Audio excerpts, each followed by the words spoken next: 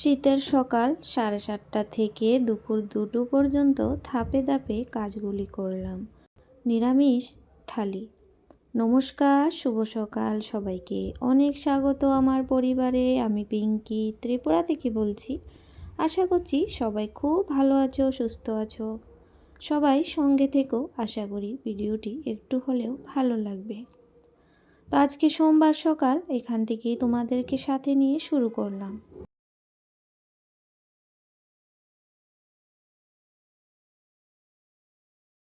তো সোমবারে একটু বাবা ভোলানাথের স্নান অভিষেক করাতে একটু সময় লেগে যায়। তো যাই হোক, এদিকে ঠাকুরের সেবাটা দেওয়া হয়ে গেছে, আরতি করে নিয়েছি। তো আরতি করে এখন সারা ঘরে ধুনোটা দেখিয়ে নেব। তো ঠাকুর ঘরে পুজো দেওয়ার পর অনেক সময় থাকে, অনেকটা সময় লাগে ঠাকুর ঘর পরিষ্কার করা, জল বদলিয়ে তারপর ঠাকুরকেও তো কাপড় চোপড় পরিয়ে দিতে হয়। আমাদের যেরকম ঠান্ডা লাগে, আমি কিন্তু শীত পড়তেই ঠাকুরকে কাপড় পরিয়ে দিই, পুজো করার পরে কাপড় দিয়ে দিই, কারণ আমাদেরও তো ঠান্ডা লাগে, যেরকম ঠাকুরেরও কিন্তু ঠান্ডা লাগে। দিদিভাই একটা কমেন্ট করেছিল যে ঠাকুরের গায়ে কাপড় পরিয়ে দিও। তো আসনে যে ঠাকুরগুলো আছে সবগুলোকে কিন্তু কাপড় পরিয়ে দিই। আর ওই দিন যে ছবিটা নিয়ে আসছিল ওইটা তো এভাবেই রাখতে হবে আমাকে দেওয়ালের মধ্যে। তো যাই হোক, তো তারপরে এসে কিন্তু কাপড় চোপড় পরে গায়ে তেল মালিশ করে চাটা করে নিয়েছি। যা ঠান্ডা পড়েছে, চা না খেলে হবে না। প্রচুর পরিমাণে আজকে 4-5 দিন হয়ে গেছে একদম রোদ্দুর ওঠেনি।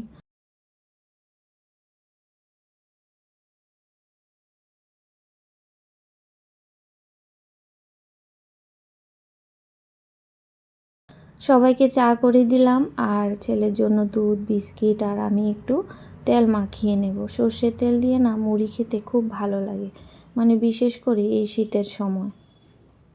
তো সবাইকে চাটা দিয়েছি, আর এদিকে মুগ ডালটা ভেজে বসিয়ে দেব।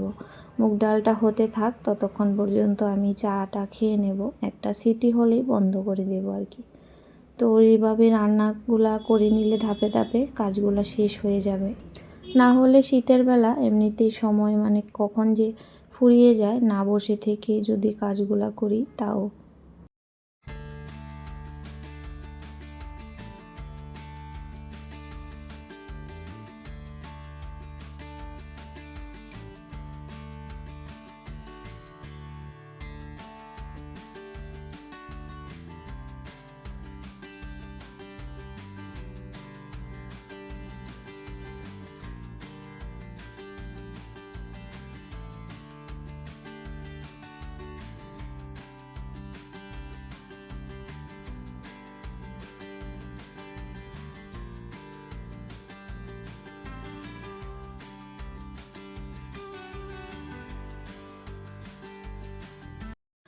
তো প্রত্যেক দিন নিরামিষ দিনে কি রান্না করব একটা টেনশান থাকে যে আজকে কি রান্না হবে। আসলে মাছ মাংস থাকলে একটা দুটো হলে হয়ে যায়, কিন্তু নিরামিষ তো খাওয়া মনে হয় একজনের জন্য একটা করতে হয় আর কি। তো ওইদিকে সবজিপাতি সমস্ত কিছু কেটে গুছিয়ে নিয়েছি, আর একটু আলুর তরকারি করব। তো ছোট ছোট আলু এভাবেই সেদ্ধ করে নিয়েছি, আর যেগুলো একটু বড় ছিল সেগুলোকে 2 ভাগে ভাগ করে তারপরে একটু কাঁটা চামচ দিয়ে একটু লাগিয়ে দিলাম গায়ে, না হলে তেল মশলাগুলো যাবে না।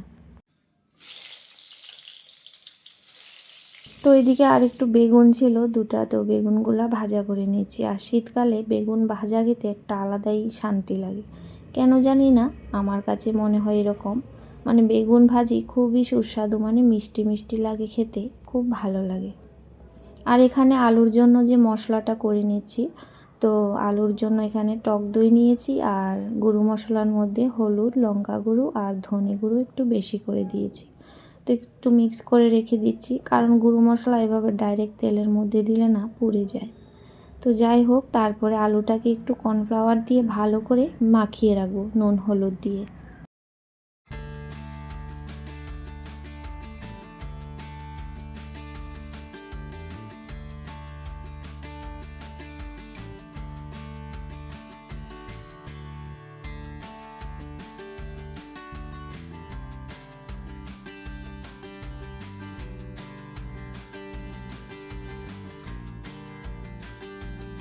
যে সকল বন্ধুরা আমার পরিবারে নতুন হয়ে আসছো, চ্যানেলটিকে এখনও পর্যন্ত সাবস্ক্রাইব করোনি, প্লিজ চ্যানেলটিকে সাবস্ক্রাইব করে একটা লাইক করে দিও। তোমাদের প্রত্যেকের লাইক কমেন্ট আমাকে খুব মোটিভেট করে নতুন করে একটা ভিডিও করার জন্য। তো যাই হোক, এখানে মিক্স যে ভাজাটা কেটেছিলাম সেটা বসিয়েছি, মানে আলু, শিম, তারপর গাজর, কালো জিরে ফোড়ন, কাঁচা লঙ্কা দিয়ে। তো এভাবে কিন্তু ভাজাগুলা বেশ ভালো লাগে, মানে ফুলকপি দিলে আরও টেস্ট হয়। তো যাই হোক, ফুলকপি ছিল না। তো ভাজাটা হয়ে গেছে, তারপর এখানে আলুটাকে হালকা ভেজে নিয়েছি, তারপর এখানে ফোড়ন দিয়েছি জিরে, আর ওই কড়াইতেই দিয়ে দিয়েছি। তো বেশি একটু মানে কালো করলে আবার পুড়ে যেত। তো যাই হোক, যে মশলাটা করেছিলাম সেটাই কিন্তু দিয়ে ভালো করে কষিয়ে নেব।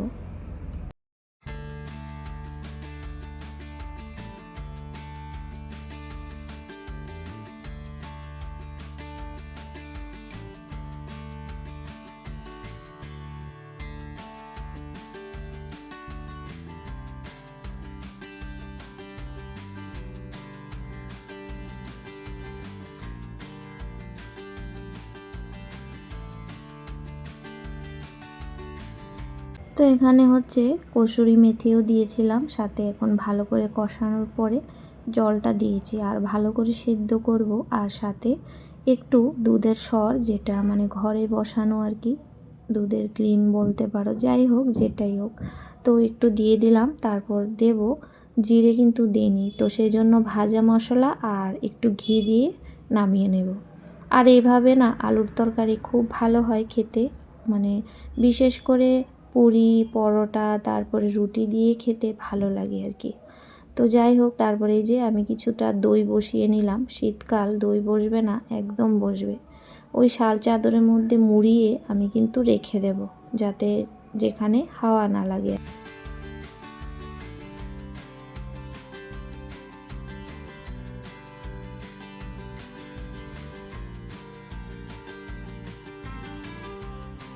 তো মেথির যে জলটা ছিল, তো প্রতিদিন যে মেথিগুলা খাই, তো মেথি দুদিনের এখানেও জমানো আছে। একটু বেশি করেই মানে ভিজিয়েছিলাম, যাতে গাছগুলা বসাবো আর কি, মানে বিচিগুলা বসাবো। তো এখানে বসিয়েছি, এই পেটিটা খালি ছিল। আর মেথি শাক খুবই ভালো লাগে আর কি আমার। তো যাই হোক, এখানে যে আলুর তরকারিটা একদম রেডি, আর দুপুরের আমার নিরামিষ লাঞ্চ থালি। তো খাওয়া দাওয়া করেছি। তারপর দেখো কত কাপড় চোপড় আজ দুদিন ধরে জমানো, একদম রোদ্দুর নেই, কিন্তু কাচা ধোয়া তো বন্ধ করা যাবে না, না? তো দুদিন হয়ে গেছে। তো ছেলের ভাবলাম না আজকে কেচে দিই ওর জামা কাপড়গুলা।